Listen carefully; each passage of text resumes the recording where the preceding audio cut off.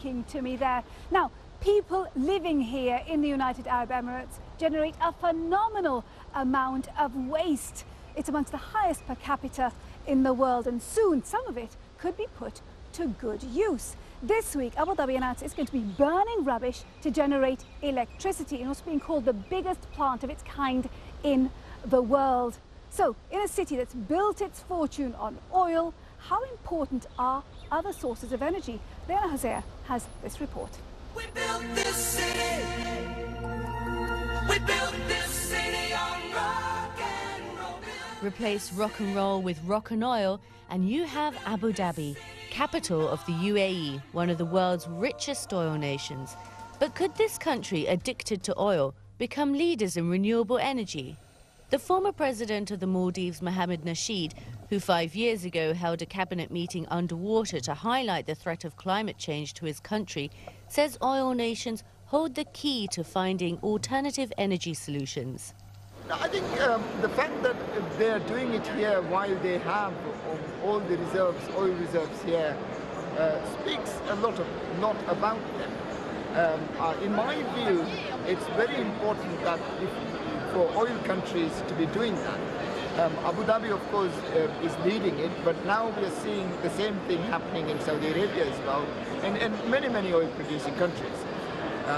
If oil-producing countries are unable to think about energy futures of the world, I don't think there'll be anyone else who could do it better.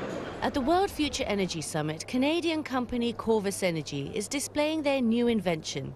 They say it's the world's most efficient battery, which is being used to power the biggest hybrid electric ferry. They believe the UAE is the place to set up and expand. It's very obvious that people in the UAE are very aware of the global demand for clean energy. While they have profited immensely from the oil that's in the ground, they are very forward-thinking in terms of the idea of producing clean energy for where it's available for their own use. They are the kind of innovators Abu Dhabi's Masdar City is seeking to attract. The city, when built, will be like no other, as it will have a zero carbon footprint and run entirely on renewables. We're leading the way to show how you can use renewable energy in a post-carbon environment.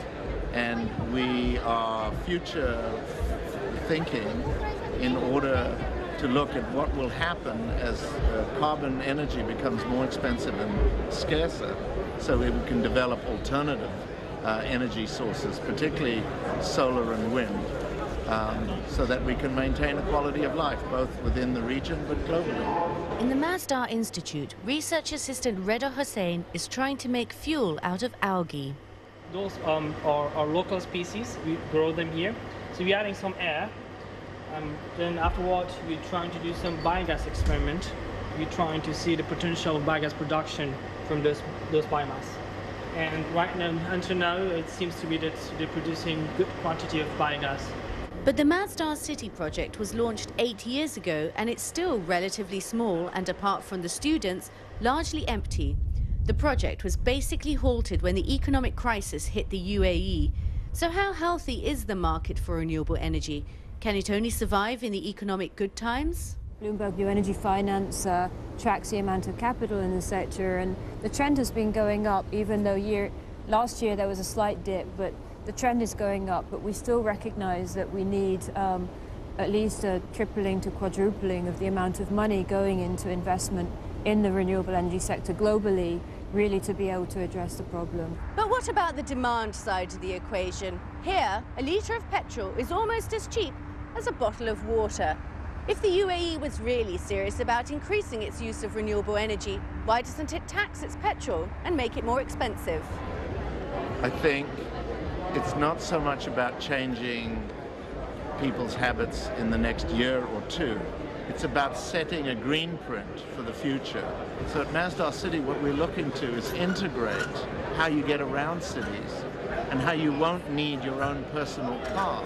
And that vehicle that gets you from A to B will not be powered by fossil fuels. So I agree, there is a challenge. We're meeting it. It's a transition, and we are looking for alternatives. The UAE aim to generate 7% of their energy needs with renewables by 2020. which is average for the region, but it's only a fraction compared to countries in the rest of the world. The sun won't be setting on oil anytime soon. Right, we're going to take a short break now, and when we come